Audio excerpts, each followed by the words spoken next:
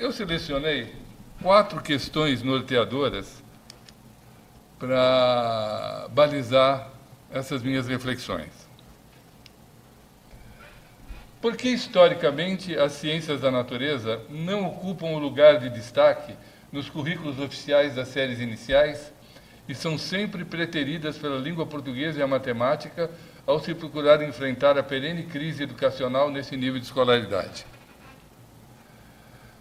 A seguinte é: que papel específico as ciências da natureza podem desempenhar na formação da criança frente às características e desafios do mundo contemporâneo?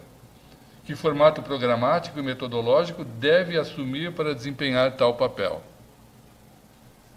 A terceira questão: em que medida a ciência pode estar refletida rigorosamente no ensino, particularmente nas séries iniciais? E a última, embora devam existir outras que eu acabei não formalizando por distração ou por pressa, mas formalmente a última: como enfrentar as lacunas na formação do professor das séries iniciais, tendo em vista as peculiaridades do ensino de ciência, tendo em vista as peculiaridades do ensino da ciência da natureza? Bom, já começo fazendo um alerta. Não vou fazer uma fala rigorosamente acadêmica, no sentido de vasculhar os diferentes pontos de vista relacionados a cada ponto sobre o qual eu vou ousar fazer comentários. Na verdade, eu vou enfatizar um ponto de vista pessoal, um ponto de vista que eu fui construindo ao longo da minha vida profissional e nas várias oportunidades que eu tive para me aproximar dessa questão do ensino da ciência da natureza voltado para a educação infantil e, mais particularmente, para as séries iniciais. Então, eu vou privilegiar um ponto de vista. Eu acredito que, para a finalidade que eu imagino que tenha esse seminário, na série que foi desenvolvida ao longo do semestre pelo Formar, concomitante ao projeto que vem sendo desenvolvido nesse sentido pelo grupo, eu acredito que um ponto de vista a mais possa ser mais útil do que uma visão acadêmica que eu imagino que boa parte dos aqui presentes já tem um razoável domínio. Então, eu considerei isso aqui uma oportunidade para reunir algumas ideias essenciais que, de alguma maneira, eu amealhei nessa trajetória e algumas eu tive a ousadia até de formular. Bom, são 3 as premissas que vão basear essas ideias principais sobre o ensino de ciências. A primeira premissa que eu adoto é que ciência e ambiente são os alvos centrais do ensino das ciências. Não é que devem ser, são. Né? Nas diferentes formas como eu refleti sobre a questão, eu acabei chegando à conclusão que eles estão no foco, no centro da questão. Né? Por mais que apareçam revestidos de outras formas nas metas e objetivos que muitas vezes são formulados por pesquisadores, por analistas ou por currículos oficiais. A segunda premissa é: toda a educação é ambiental. Né? Então, essa é uma premissa polêmica, né? Pelo menos no sentido que eu pretendo conferir a ela. E é rigorosamente isso. Toda e qualquer forma de educação é ambiental, né? Na medida em que o que se desenvolve no processo educacional são situações onde, de uma forma ou de outra, os diferentes aspectos relacionados ao ambiente, visto nas suas múltiplas dimensões, são trabalhados segundo uma metodologia de ensino ou segundo a outra metodologia de ensino.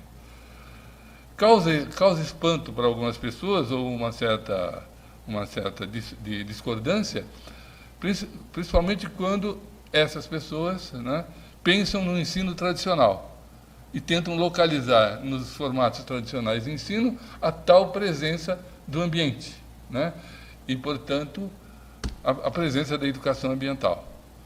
Mas na medida que nós entendamos que no ensino tradicional o ambiente está oculto por detrás das noções e conceitos por ele explorados, né, e, portanto, ele desenvolve mensagens ocultas, né, e imperceptíveis acerca do ambiente, mas talvez até mais fortes do que nas formas mais contemporâneas de educação, fica mais fácil a gente aceitar a ideia de que toda educação é ambiental. Essa é uma das questões que, se para algumas pessoas ainda não é uma coisa clara, eu me proponho depois a discutir. Agora, de início, nesse momento, eu acho que parar muito aí atrapalharia o desenvolvimento das minhas ideias. E a terceira premissa é que, por detrás de todo e qualquer formato, modelo, ou o que quer que seja, em termos terminológicos, de ensino de ciências da natureza, existem determinadas concepções de ciência, de educação, de ambiente e de sociedade. Então, também, por mais que na operacionalização dos diferentes modelos programáticos e metodológicos, essas questões sejam omitidas, tanto na fundamentação quanto, principalmente, na operacionalização, se nós fizermos uma análise mais cuidadosa e mais profunda desses elementos programáticos e metodológicos dos diferentes modelos, nós iremos encontrar lá no fundo uma determinada concepção de ciência, uma determinada concepção de ambiente, de educação e de sociedade, obviamente. Decorrente dessas premissas, eu selecionei, e foi casual, não, são 11, na verdade eu pensei que fossem 10. 11 eixos ou 11 ideias que eu acredito que resumem isso que eu chamei de um posicionamento pessoal, mas não totalmente original sobre o ensino de ciências. E que, de alguma maneira, depois eu gostaria de colocar em discussão com vocês. O primeiro elemento dessa visão de ensino de ciências da natureza é que é levado em conta o desenvolvimento psico-sociocognitivo do pensamento infantil. Esse é o modelo que eu adoto ao formular os diferentes elementos e consubstanciar até um modelo de ensino de ciências que, por falta de melhor designação, eu tenho chamado de ensino de ciências da natureza centrado nos fenômenos. Então, essa base, né, essa base psicológica, essa base epistemológica, de certa forma, ela está baseada nessa visão de desenvolvimento psico-sociocognitivo do pensamento infantil. O segundo elemento é a visão sistêmica e histórica do planeta Terra, né? Eu acrescento histórica, talvez um pouco de nostalgia das minhas origens, que é de geólogo, né, na origem, e, portanto, é muito difícil um geólogo não levar em conta os elementos históricos, principalmente a história da natureza, mas tenho convicção que não é simplesmente um pensamento corporativo. Eu acho que a visão sistêmica, quando dissociado de escalas espaço-temporais que não alcancem o passado da Terra, elas não revelam tudo aquilo que seria importante para um cidadão atual e do futuro conhecer para enfrentar toda essa problemática que a nossa civilização está vivendo. Então, essa segunda parte, eu de forma bem sucinta, eu designo como visão sistêmica e histórica do planeta Terra. Na fala do professor Maurício, num dos seus seminários anteriores, não sei se foi imediatamente anterior ou um outro, e do professor Pedro, né? Essa questão ficou bastante... Desculpe, acho que foi do professor Pedro, né? Professor Pedro, né? Que eu sei um pouco o pensamento do Maurício. Na fala do professor Pedro, o Pedro Wagner Gonçalves, essa ideia de visão sistêmica também já foi explorada, né? A outra ideia central, ou eixo, é a chamada visão crítica da crise ambiental. Quer dizer, é tomar a crise ambiental como elemento central da educação e desenvolver educacionalmente condições para que o estudante se aproprie e desenvolva uma visão crítica dessa crise.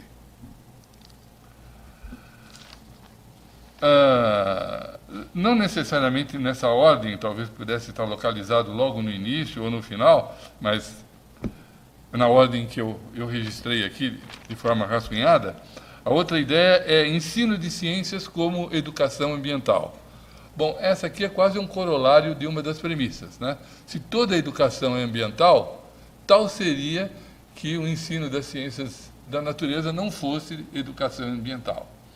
Mas, de qualquer forma, é muito importante marcar de forma enfática essa visão.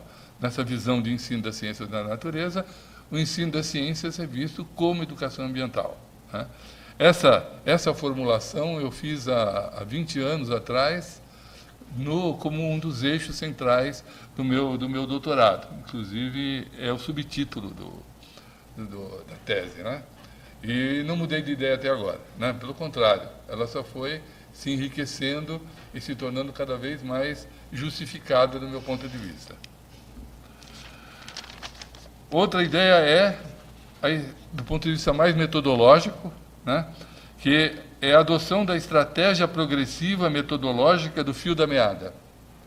Essa talvez seja uma das ideias mais desconhecidas, que acho que poucas vezes eu trabalhei, mas quando nós tivemos a oportunidade de assessorar a proposta curricular de ciências do Estado de São Paulo, e foi formulada entre 76 e 78 do século passado, mas estranhamente esteve vigente até 2008 no nosso Estado, embora a maioria das pessoas nem soubesse que ela existia ou, se existindo, como seria, né? Por ocasião das diretrizes que foram formuladas na ocasião, a diretriz metodológica central era essa, né? E, inclusive, num artigo que, na ocasião, fui levado a escrever numa coletânea da Secretaria de Educação para tentar dar suporte para os professores sobre a implementação da proposta, grande parte da estrutura do artigo ela formulava nesse caminho de entender que a forma de você levar adiante esse conjunto de diretrizes programáticas e metodológicas seria só adotando essa estratégia metodológica de ensino, que seria algo progressivo na perspectiva daquilo que eu chamo de fio da meada. Certamente vou ter que desenvolver um pouco melhor isso aí, porque, como eu disse, poucas vezes eu comentei isso com vocês. Outro eixo é a desdogmatização da ciência no processo escolar. Bom, uma ideia que está oculta aí, que está implícita, é que os vários formatos de ensino ditos tradicionais, né? Seja ele o mais tradicional de todos, que até ganha o nome de ensino tradicional, mas tem outros codinomes como transmissão dos conteúdos, até outros como da redescoberta e alguns outros filhotes desses dois modelos, né? Eles têm como uma das características dogmatizar a ciência, ou, de uma maneira mais coloquial, mitificar a ciência, né? Nem quando não é essa a intenção, mas a partir da maneira como se organizam e como se operacionalizam para ensinar a ciência da natureza, eles acabam tendo como um dos subprodutos mais fortes uma visão falseada e distorcida da ciência, que nós possamos considerar como uma forma de mitificação da ciência. Então, acredito que hoje o ensino da ciência da natureza tem que se preocupar de alguma forma com essa desdogmatização. Até porque a sociedade como um todo está coerente com essa visão de mitificação. A mídia, por exemplo, né? Parte dos livros didáticos, né? A maneira como trabalha a ciência, as grandes figuras dos cientistas, a dissociação deles do contexto histórico, das suas relações com a sociedade, do processo da ciência, tudo isso leva a essa mensagem muito forte, e eu acredito que o ensino da ciência da natureza hoje tem que assumir essa missão adicional de realizar essa desdogmatização.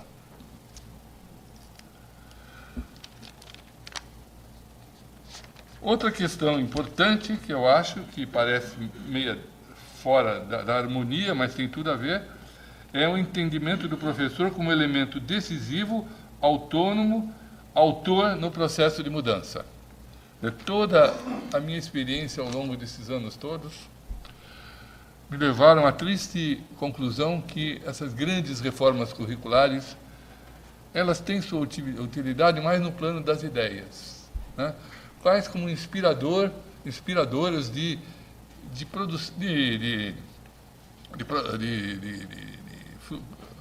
processo de formação continuada, de alguns grupos de vanguarda que resolvem produzir algum material didático nesse sentido, mas para levar de fato para a sala de aula, mesmo com todos os esforços governamentais que costumam ser realizados em maior ou menor grau nesses momentos, né, isso acaba se desfazendo na prática e nós temos o ressurgimento do fantasma do passado, né?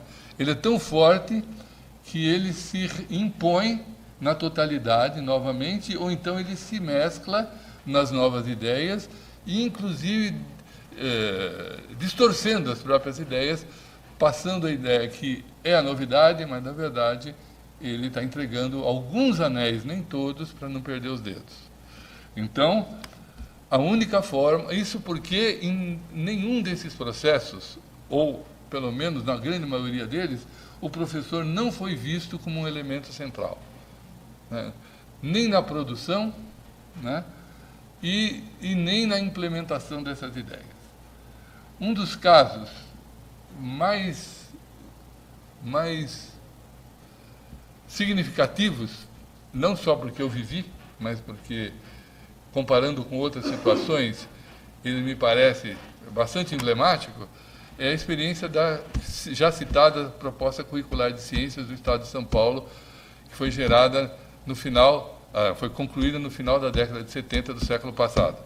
Isso porque, naquela época, podemos nos pasmar com isso, já havia um grande grupo de educadores, e até mesmo de educadores em ciências, que já tinham essa consciência, que não adiantava ficar mudando o currículo, não era o elemento essencial.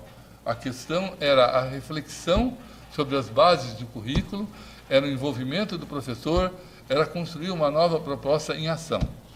Mas como a avalanche, o apoio político do governo era no sentido de produzir uma nova proposta curricular, o que se fez naquela época foi conseguir engajar a Secretaria de Educação e o grupo de professores da Secretaria que trabalhava, que coordenava a mudança da proposta, num movimento de engajamento profundo da rede dos professores da rede.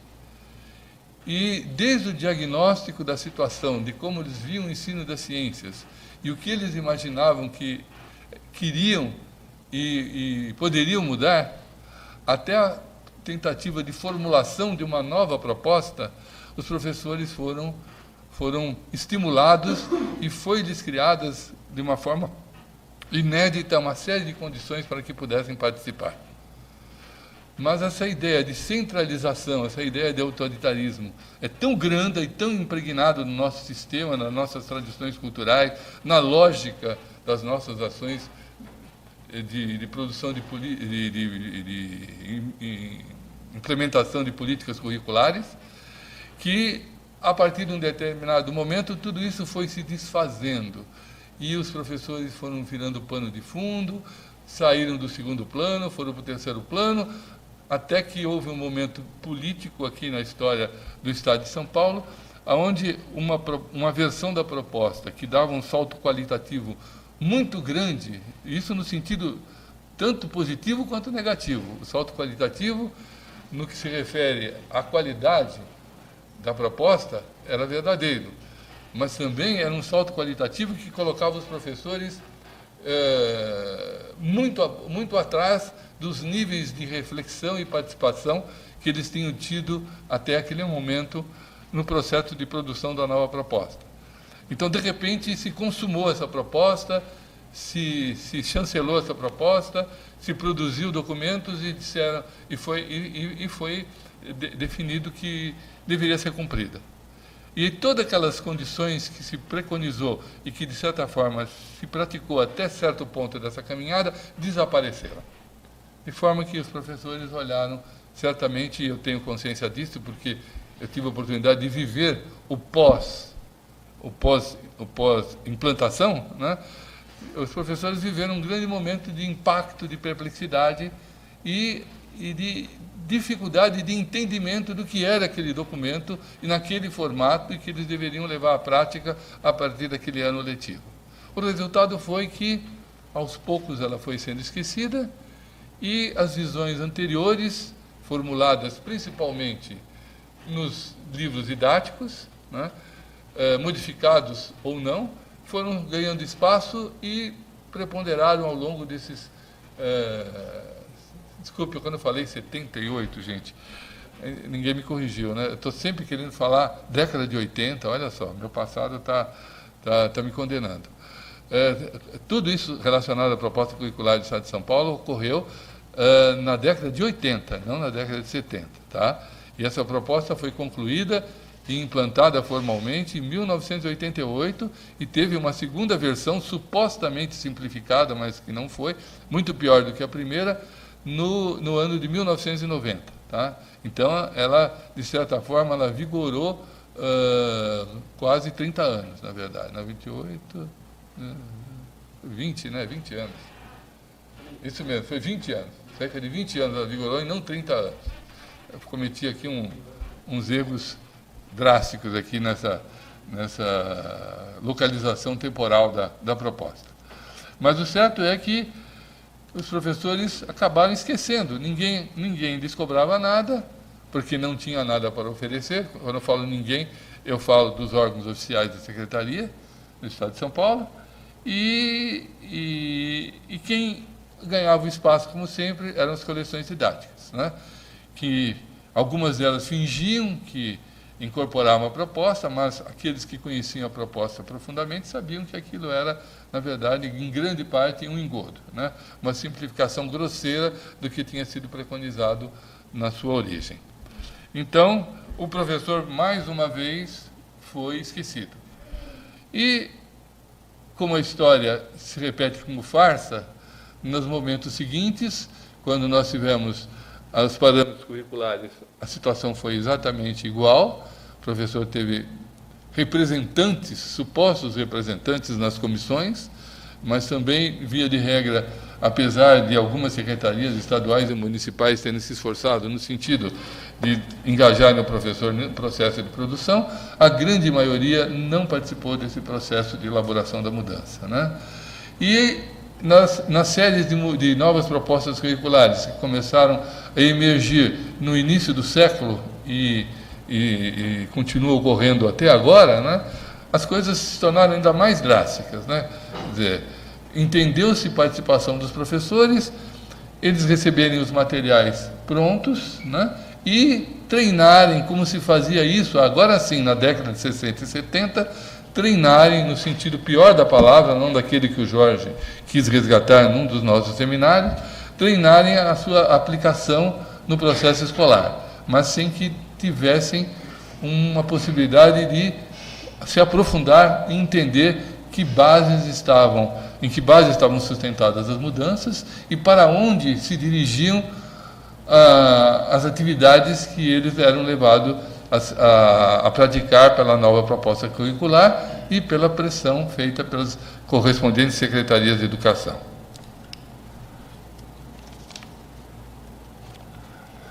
Mais uma ideia, talvez também não na ordem mais lógica, mas que é importante que seja explicitada, é que a experimentação não é método nem técnica primordial no ensino de ciências, mas é essencial.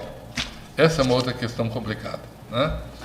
Desde a década de 80, quando esse grupo de educadores em ciências, alguns em outros estados, mas principalmente no estado de São Paulo, se debruçaram sobre a questão, né? Depois de terem vivido intensamente a história da renovação do ensino de ciências no Brasil nas décadas de 60 e 70, por intermédio de órgãos como Centros de Treinamento de Professores de Ciências, Fundação Brasileira para a Educação, para a Educação em Ciências, a FUNBEC.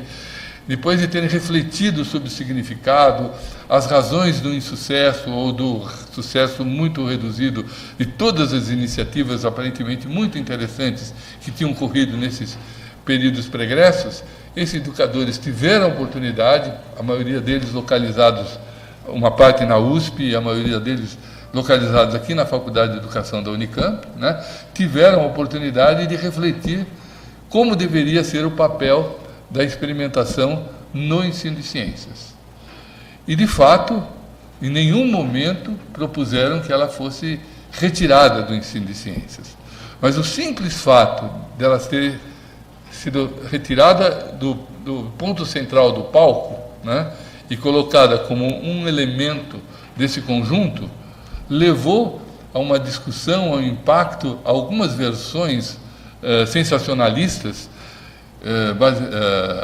oriundas de interesses que até hoje a gente desconhece, no sentido que, entre outras coisas do que nos acusávamos, do que éramos acusados na época, nós tínhamos proposto o banimento da experimentação no ensino de ciências. Isso foi matéria até de editoriais de jornais, como a Folha, como o Estadão. Pasmem, o ensino de ciências já foi objeto de editoriais em jornais de enorme circulação. Hoje eles têm grande circulação relativa, mas é quase nenhuma, né, do ponto de vista em si mesmo. E foi difícil para nós conseguirmos fazer o professor entender que não era essa a nossa proposta. Na verdade, era impossível se imaginar um ensino de ciências em que não estivesse presente a experimentação, principalmente no seu sentido de investigação controlada, já que esta é, na nossa opinião, uma das peculiaridades da ciência da natureza, que é a investigação controlada. É uma das grandes contribuições do ensino das ciências da natureza na formação do pensamento do estudante, né, do futuro cidadão. Coisa que a gente acredita que nenhuma das outras áreas curriculares ou dos campos de conhecimento que compõem os currículos escolares é capaz de exercer de forma tão plena, particularmente da maneira como as ciências da natureza se situam perante essa questão. Então, na verdade, não seria a estratégia por excelência. Outras estratégias eram tão importantes quanto ela, mas em nenhum momento se poderia abrir mão da experimentação. Então, isso eu gostaria de que ficasse marcado nesse conjunto de ideias que estou aqui relacionando. Uma antepenúltima ideia é que no processo de ensino ocorre uma transposição didática. Isso não é absolutamente original, mas em ciências, muitos métodos ou modelos de ensino de ciências acreditaram ou quiseram fazer acreditar, né, que era mais do que uma transposição didática, né? E, na verdade, era possível reproduzir o processo da ciência nas salas de aula, nas situações de ensino. A gente gostaria de recuperar essa ideia de que o ensino das ciências da natureza será sempre uma transposição didática. Jamais conseguiremos reproduzir em sala de aula as principais condições vigentes no processo de produção do conhecimento científico. Muito longe disso, né? É uma simples aparência. Às vezes, são algumas atitudes intelectuais que a gente busca desenvolver no aluno, mas que em nenhum momento correspondem à maneira como elas se manifestam na comunidade científica, no processo científico de produção do conhecimento. Daí, não podemos nunca estabelecer uma correlação muito íntima entre qualquer modelo, qualquer metodologia de ensino de ciências com a própria metodologia de produção do conhecimento científico, mesmo quando tentamos nos aproximar, inclusive estimulando ou criando condições para que o aluno realize experimentações no seu processo de ensino-aprendizagem, no seu processo de aprendizagem.